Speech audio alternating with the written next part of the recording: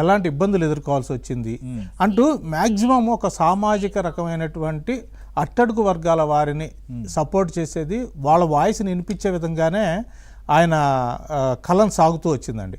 అలాగే బజరంగి భాయిజాన్ సినిమా తీసుకుంటే కూడా మనం ఈ రోజున భారత్, పాకిస్తాను, వైర దేశాలు అని అనుకుంటూ ఉంటాం. నిజానికి కొందరు అనేది ఏంటంటే దాయాదులు అంటుంటారు. అంటే ఒక రకమైన అన్నదమ్ములు అన్న భావంతో ఉండేదే కదా, కానీ వాళ్ళ వైరుపక్షం అయిపోయింది మనం.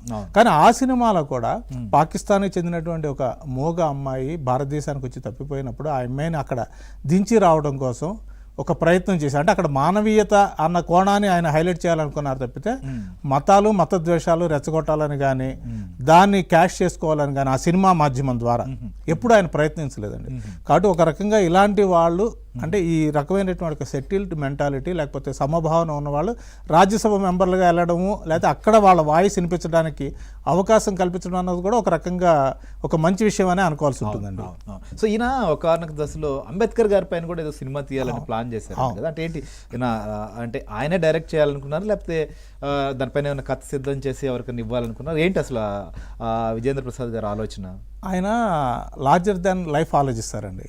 ఈ రోజు నిజానికి ఆయన వయసుకి ఆయన కెమెరా వెనక నుంచుని డైరెక్షన్ చేసేంత ఓపిక ఉందా లేదా అన్నది మనం చెప్పలేం, కానీ ఉత్సుకైతే ఉంటుందండి. ఇప్పుడు సింగీతం శ్రీనివాసరావు ఉన్నారు, 90 years దాటిన తర్వాత కూడా ఇప్పుడు ఆయన ఒక సినిమా డైరెక్షన్ చేయాలనుకున్నారు, దాటిన తర్వాత కూడా.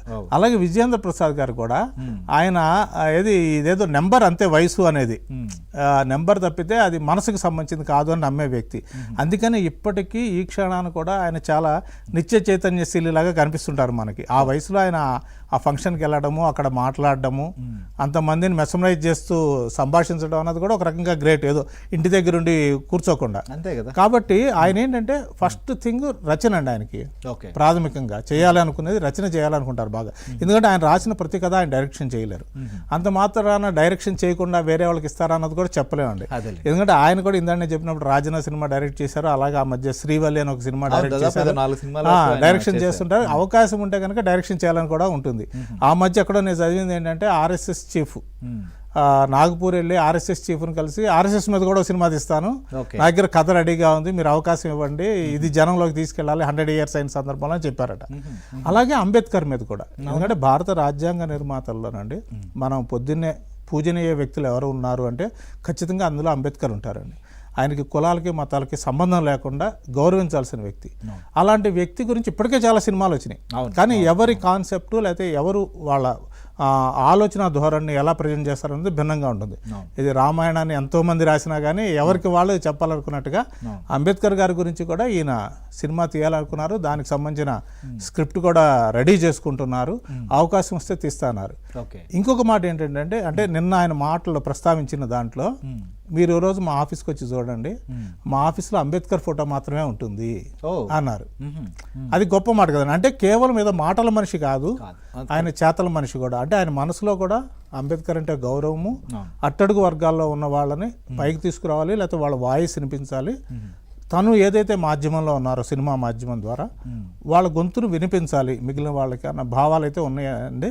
కాబట్టి ఆ రకంగా ఆయన నిజంగా అంబేద్కర్ కథని ఆయన పాయింట్ ఆఫ్ వ్యూలో రాసి ప్రజెంట్ చేసినా గొప్పగా ఉంటుంది, ఆయన డైరెక్ట్ చేసినా కూడా 100% ఆయన తన ఆత్మను ఆవిష్కరించినట్టుగా ఉండే ఆస్కారం ఉంటుందండి. ఓకే, ఎస్, మీరు అన్నట్లుగా చూద్దాం రాబోయే రోజుల్లో ఏ రకంగా చేస్తారు అనేటువంటిది కూడా. ఓవరాల్గా మొత్తానికైతే మాత్రం ఈ కామెంట్స్ తర్వాత, ఈ చర్చ జరుగుతున్న తర్వాత ఆయన ఎక్కడైనా దీనికి సంబంధించిన ఆఫ్ ద రికార్డ్గా కావచ్చు, లేకపోతే వారు కానీ వారి కుటుంబీకులు కానీ ఎవరైనా దీని మీద ఏమైనా రియాక్ట్ అయ్యారా, అయ్యే అవకాశాలు ఏమైనా ఉన్నాయా?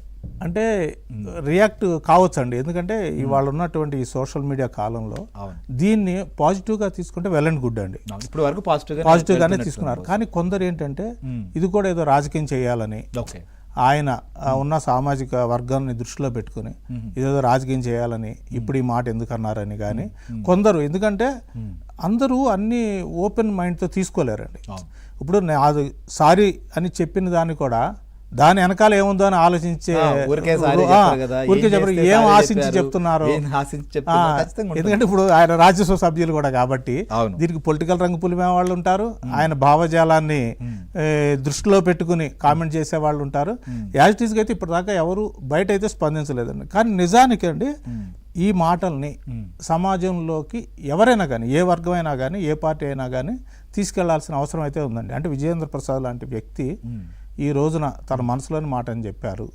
కాబట్టి గతంలో జరిగిన దాన్ని మనము ఇప్పటితో ఆపేసి అంత మాత్రం మారిపోతుందని కాదు, కానీ కలిసిమెలిసి ముందుకెళ్ళాలి తప్పితే కులాల మధ్య మతాల మధ్య వైషమ్యాలు రెచ్చగొట్టి అప్పుడెప్పుడో జరిగిన దానికి ఇప్పుడు కక్ష తీర్చుకుంటామనో. ఈ మధ్య కొన్ని సినిమాలు చూస్తుంటానండి, తమిళనాడు కల్చరే మన ఇది ఇక్కడ తెలుగుకు కూడా వచ్చినట్టు అనిపిస్తోంది. కులాల మధ్య రెచ్చగొట్టేవి ఎప్పుడో జరిగిన వాటిని ఈ రోజు మన మధ్య జరుగుతున్నట్టుగా హైలైట్ చేసి అలాంటివి చాలా వస్తున్న నేపథ్యంలో ఆయన చెప్పిన మాటలు చాలా రెలవెంట్గా ఉన్నాయండి. జరిగినది